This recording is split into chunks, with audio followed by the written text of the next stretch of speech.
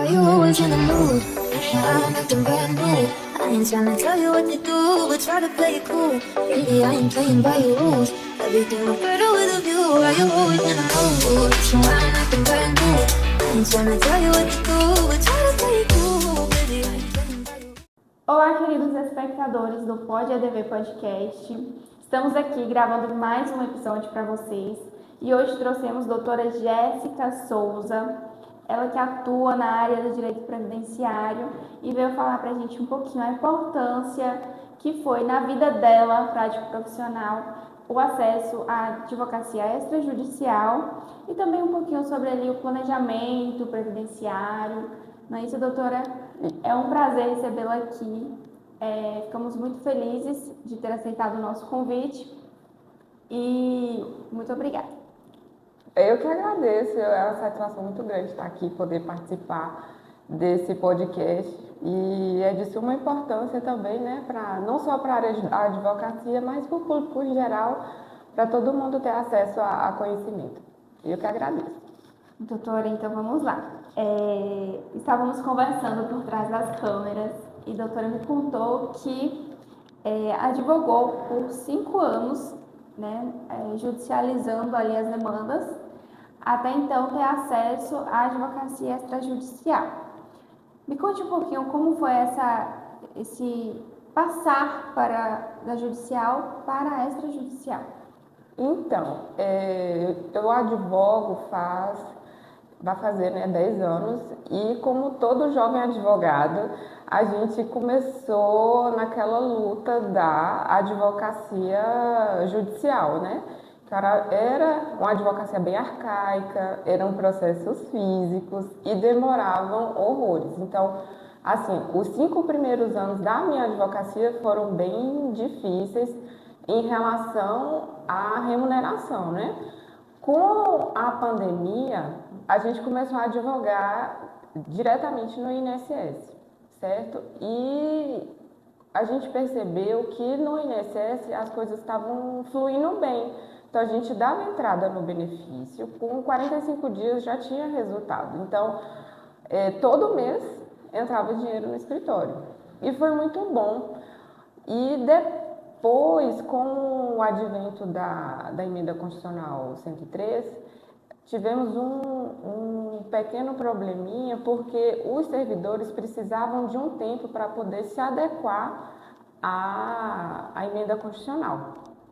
E isso fez com que os benefícios demorassem muito mais que 45 dias. Então, assim, a gente dava entrada e eles já tinham retorno com 90, 120 dias. Aí você pensou assim, tá dando tudo certo agora, tudo andando. Exatamente. Aí, de repente, a gente se viu novamente com aquela questão do início da advocacia. Então, a gente começou então, a participar de eventos, de palestras, de congressos, e em um desses congressos veio a ideia do planejamento previdenciário. E o palestrante que, na época, falou sobre o planejamento previdenciário foi que me deu essa nova ideia de que você vender um planejamento para um cliente era muito melhor do que depender das concessões dos benefícios. Então, assim, você cobra um valor para entregar um projeto. É como se fosse um arquiteto da sua casa. Você paga o arquiteto, ele vai e faz todo o planejamento da sua casa e te entrega. E fica bom para os dois lados. Exatamente. Tanto para o advogado como para o cliente, que já vai estar com tudo planejado ali na frente. Exatamente. Porque, assim, muitas pessoas chegavam no escritório já na idade e no tempo de se aposentar. Quando a gente ia dar entrada, apareciam vários probleminhas. Quais? Não tinham todos os recolhimentos registrados. Os papéis amarelinhos apagados, que a traça comeu. A gente fala, não é nem tanto esse, é mais no CNIS, né? Que o CNIS é aquele documento que o INSS tem de toda a vida da pessoa. Quando a gente olha lá, não tinha registro, não tinha recolhimento. A pessoa trabalhou um determinado tempo na empresa, a empresa não recolheu esse tempo, ou então trabalhou em algum órgão público, o órgão público recolheu, mas não repassou para o INSS. Então, assim, tinha muitas complicações em relação a isso. Quando você vem fazendo essa prevenção, você consegue evitar muita dor de cabeça quando a gente faz o requerimento lá na frente. Então, o que a gente faz no planejamento previdenciário? É justamente isso, acerto de CNIS. No CNIS aparecem vários indicadores de coisas que estão erradas. Então, assim, se você contribuiu fora da época, lá aparece. Se você contribuiu abaixo do salário mínimo, lá aparece. Então, assim, tudo indica lá no CNIS. Aí aparece lá recolhimento, só que não aparece o valor da remuneração. Então, aonde é que você vai achar essa informação para poder passar para o INSS? Às vezes também acontece de ter um erro no nome da pessoa, Isso. né? E aí o CNIS desaparece, ou então o númerozinho do CPF, aí problema na Receita Federal, não é?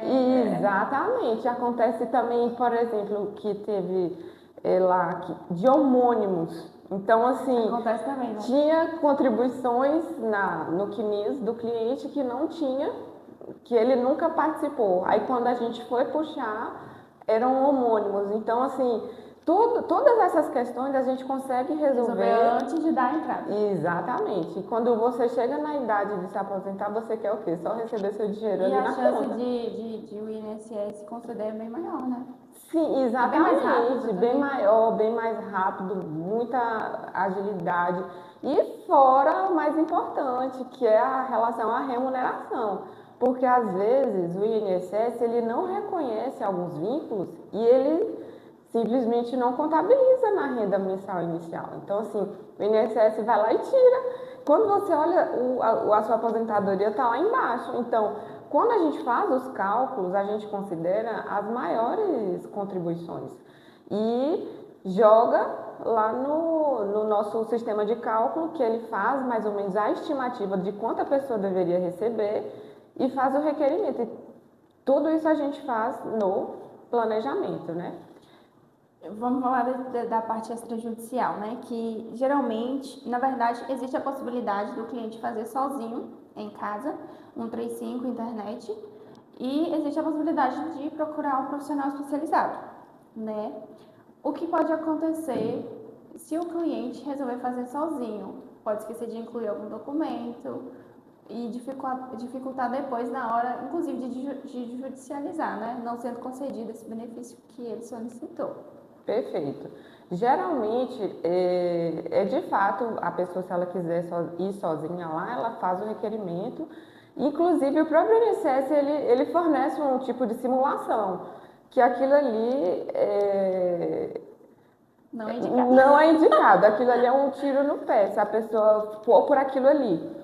Porque, assim, o INSS é um robô, que é um sistema que ele é atendido. Então, se ele não vê detalhadamente o que é que precisa. E às vezes, quando você empurra a documentação, você coloca documento que talvez não precise e os que de fato precisa não coloca. Então, assim, a gente tem acesso a informações de documentos que eles salvam a vida do cliente. E tem documentos que eles matam a vida do cliente.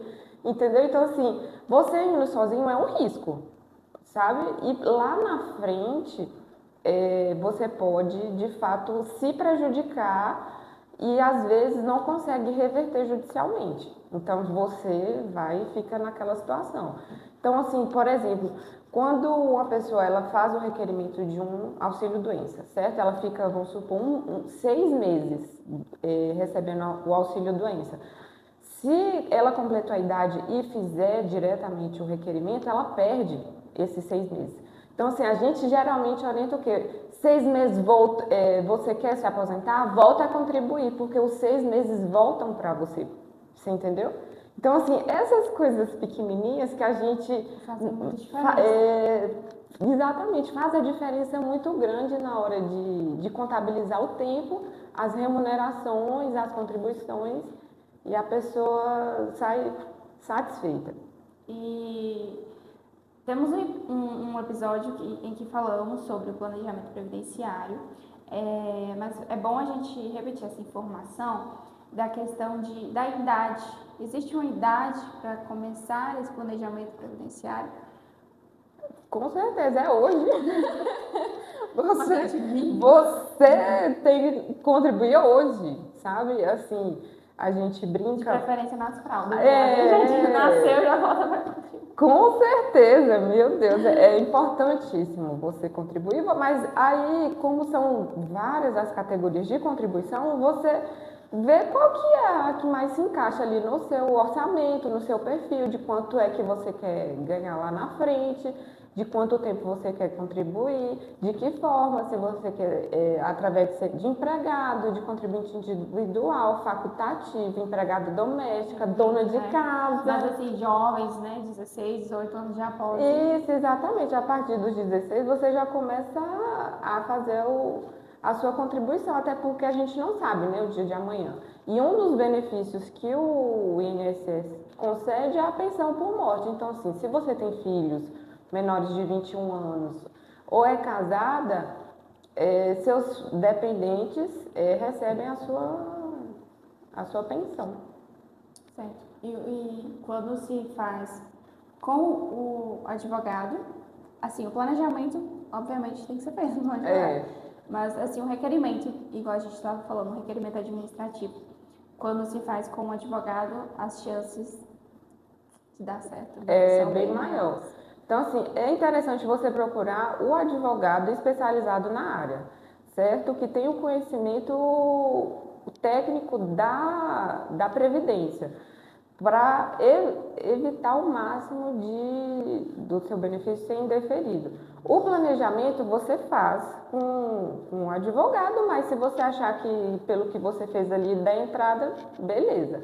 Agora, o ideal é você procurar de fato um profissional que saiba pedir, porque nem todo mundo sabe pedir. A gente chega lá, pede o benefício, só que às vezes aquele benefício não é tão vantajoso para você, entende? Que nem uma cliente minha, ela é professora do município, certo? E o tipo de benefício para ela seria a aposentadoria especial de professor. Do jeito que ela queria pedir, o benefício dela ia estar ali em torno de R$ 2.500. Só que a gente percebeu que ela se encaixava na regra de transição. Quando a gente aplicou a regra de transição no benefício dela, o benefício dela foi para R$ 5.500. Oh, minha filha! Sabe? Então, assim, tudo isso é planejamento. Aí eu falei para ela, olha, se a senhora quiser aposentar hoje, o salário da senhora é essa, mas se a senhora esperar aqui, ó, 1 mês, 2 meses, o salário da senhora vai para esse. E aí, o que a senhora prefere? Não, doutora, vamos salvar a minha vida. Então, assim, não é só pedir. Você tem que saber o que pedir. Você tem que saber o que é bom. E você só consegue identificar o que é bom, o que é ruim, o que entra, o que não entra, e se serve, se não serve, através do planejamento. Dá para fazer planejamento sem advogado? Dá?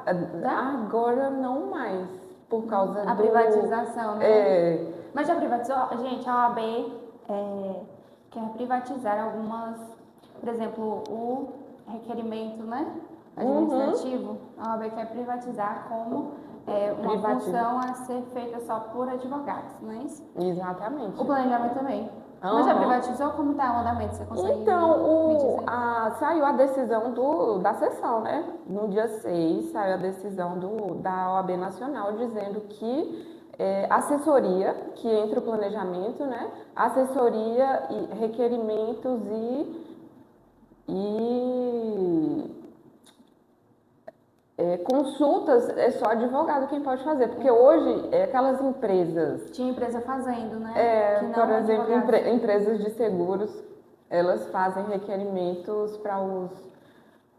Entra o sindicato também? O sindicato não pode mais? Eu fiquei na dúvida em relação ao sindicato, né? Porque o sindicato aparece lá como entidade conveniada. Agora, com essa decisão do Conselho Nacional, vai ser uma briga grande aí. Muito bom, interessante. Doutora, e quando um cliente te contrata assim administrativamente, você vai começar a acompanhar ali o benefício dele desde da forma administrativa. Se porventura for negado no administrativo, esse cliente já judicializa com você? Como é que você, ali na hora da contratação, já faz isso? É um combo administrativo com judiciário? A gente já faz tudo junto, né? Quando a gente faz a reunião que fecha o contrato, a gente explica para o cliente que o primeiro passo para a concessão do benefício dele é o pedido administrativo. E depois, caso haja o indeferimento, a gente recorre à via judicial.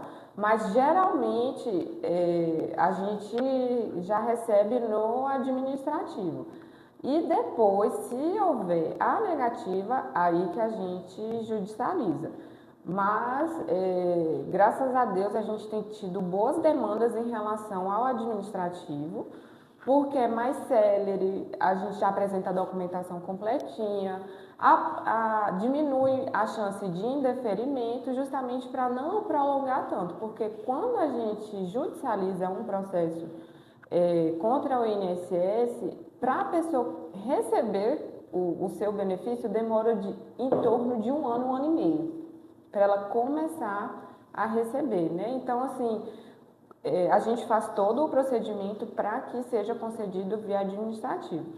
Não deu por alguma questão de documentação que ficou faltando, que o INSS não reconheceu o período, o vínculo, aí é indeferido, mas ainda tem um instituto maravilhoso que a gente nessas palestras aprende, foi o Instituto da Revisão, que é uma espécie de recurso que a gente protocola no próprio INSS. Então, assim, se a sua documentação está certa, está ok, e um servidor entendeu que aquilo não estava correto, a gente faz o quê?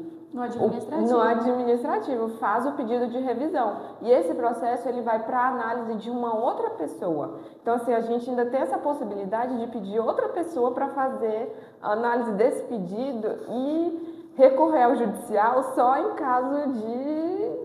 Deixa o judicial para lá, né? Muitas demandas. Exatamente. Ainda mais nossa região hoje, que atende tantas localidades. Então, assim, e temos um judiciário abarrotado de processos contra o INSS. Vem cá, mas você percebeu, assim, alguma diferença na cobrança dos honorários? Lá, quando você cobrava nos seus primeiros 5 anos, né, que você só judicializava, os honorários eram maiores, mais altos, ou continua a mesma coisa? Ou o administrativo caiu? Então, ó, é benéfico da mesma forma? Não, muito melhor agora, né? Porque assim, quando... E menos trabalho. O trabalho dobrou, porém o tempo para eu receber o dinheiro diminuiu. Porque assim... Eu entrava com o processo que nem eu te falei, eu demorava um ano. E o cliente também fica satisfeito, mais rápido. Exatamente, o bom. Nossa, que rápido. E aí faz as indicações, com a doutora. É mais rápido. É mais rápido, vê com ela, entre em contato com ela, porque o meu foi. Assim, tudo bem que cada caso é um caso, mas a gente tenta agilizar da maior maneira possível, da maneira mais rápida possível, porque assim, eu preciso do dinheiro e o cliente também. Não, mas se tem um ser no mundo que é agoniado, é o cliente, quando contrata um advogado. Todo dia ele quer saber, e aí, como tá o processo? A gente tá de férias e aí ele tá lá, doutora, e meu processo, amigo. É um meme, mas a gente entende também, né? A preocupação, às vezes a pessoa tá passando por situações financeiras. Exatamente. E o meu nicho, ele permite eu atender do produtor rural lá até o autoempresário, né? Porque o planejamento previdenciário, ele é para todo mundo. Entendeu? Então, assim, o INSS também. Então, assim, se você teve uma contribuição, você já tem direito a alguma coisa. Então, assim, a gente não faz discriminação de ninguém. E atende todo mundo do mesmo jeito. E o valor que é cobrado para o menor é cobrado pelo maior. Eu falo em relação ao poder aquisitivo do cliente, né? Então, assim, o valor é o mesmo, independente da categoria que ele se encaixa. a gente cobra valores fixos e valores variáveis em relação às porcentagens. Então, isso é bom porque o escritório ele se torna rentável e sustentável, e é maravilhoso porque lá na frente a gente recebe os bônus. E apesar do valor, o dinheiro é maravilhoso. Pense como eu gosto de dinheiro.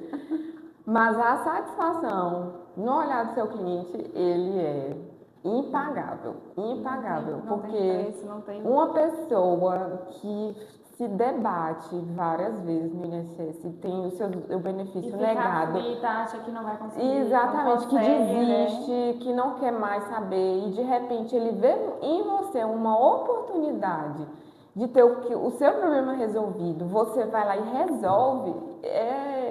Tem os algo assim. honorários de carinho também, de amor, Exatamente. né? Os clientes que trazem uns ovos caipiras, E, umas galinhas. os meus clientes da zona rural são maravilhosos. Eu já ganhei peixe, já ganhei ovos caipiras, ganhei banana, goiaba. Lá no meu Instagram eu sempre coloco, gente, olha só, os meus recebidos de hoje, aí é banana, leite, doce. Aí a gente vê o carinho que o cliente tem, né? E que ele externa. Exatamente, assim, você percebe que está fazendo um bom trabalho, que está indo no caminho certo, quando você recebe essa contraprestação de carinho, sabe? Então, assim, é algo muito gratificante. Tá, mas me dê uma dica agora de como contratar um bom advogado especialista. Porque, assim, da mesma forma que tem os advogados bons, tem os advogados que, né? Não tão bons. Não tão bons. Não tão bons. Qual é a dica aí pra poder... Como é que eu vou saber se um advogado é malandro ou não? Ai. Você tem que procurar fechar ele na justiça. Essa pergunta tem resposta? Eu acho que não temos resposta. Você vai ter que procurar a ficha dele na polícia. Só pela cara não dá pra saber, né, mulher? Não tem como. Aliás, tem, né? Porque assim, a gente sabe, porque Mas na verdade tá no o bom meio. sempre é bastante indicado, né? Exatamente. Então, se tem um que tem várias reclamações dele, podia ter um reclame aqui, né? Dos advogados que tem. Eu não acho ruim, não, porque assim, eu já vi várias situações de vários colegas que os próprios clientes chegam e falam, né? Comentam Assim, sobre a situação. assim, todo mundo erra, né? Tem um deslize, tudo bem. Agora, fazer aquilo de forma proposital e várias vezes, aí o advogado é malandro, não tem como. E é muito comum nesse meio previdenciário os colegas eles reterem os retroativos, né? Dos clientes e dizer que não teve retroativo. E ficar. Isso é um negócio muito sério, muito complicado, porque contamina a gente também. Você entendeu? Então, assim, né? eles não diferenciam você nem qualquer outra pessoa. Ele vê a categoria advogado. Então, assim, ele já intitula você como diz você, malandro. E realmente, para isso, é questão de indicação. Então, assim, se alguém trabalhou contigo e você, não necessariamente com você, né? Uma pessoa que teve um processo satisfatório, você pergunta quem já passou por isso, né? Se não, infelizmente, é correr o risco mesmo. Mas na internet tem o currículo do pessoal. Eu não sei nem o que falar em relação a isso, porque Mas, é um negócio tão não é complicado. todo mundo, gente, não precisa ficar preocupado, né? Não é todo mundo. Tem um e outro, mas... E outra coisa, assim, pelo menos dos que eu já fiquei sabendo, pelo menos uns 2 aí já perderam a AB por causa disso. Então já enxugou em relação à malandragem, já deu enxugada. E hoje, com a internet, é um negócio complicado. Como é que você, advogado, retém os retroativos do cliente e depois lá na frente sua carinha está estampada em tudo quanto é lugar na internet? E o cliente descobre, né? Não tem povo não é como. bestinha também, assim. Olha, pra Sempre tem um neto, um filho que tá atento. Dá né? tempo contar uma história? Não é muito específica, não? Não, foi uma notícia Ah, sim. que saiu Pode no jornal que como descobriu que o advogado reteve o cliente, o retroativo do cliente. A Receita Federal multou a pessoa. Aí com a pessoa, porque ela era para ter declarado aquele valor que ela recebeu. Então, assim, a Receita Federal multou ela e ela foi lá atrás para saber por que ela tinha sido multada. Quando chegou lá, foi esse valor aqui do retroativo que você recebeu. Mas eu não recebi. Se lascou, né? Mais cedo ou mais tarde. Né? Então, assim, não tem nada que fique encoberto. Você sabe? Então, assim, uma hora ou outra aparece. Então, não tem como fugir disso, não. Doutora, foi muito legal o nosso papo. Eu adorei também. Muito obrigada. Foi um prazer recebê-la aqui. A gente vai encerrar o episódio. Mas eu sempre deixo as portas abertas, caso queira voltar. Indicar colegas, fique à vontade. Eu tenho uma indicação maravilhosa para fazer. Ótimo, me passe depois. Muito obrigada, viu? Por nada. Muito obrigada, eu que agradeço e que essa informação chegue para o máximo de pessoas possíveis. Para mais episódios como este, inscreva-se em nosso canal e ative as notificações.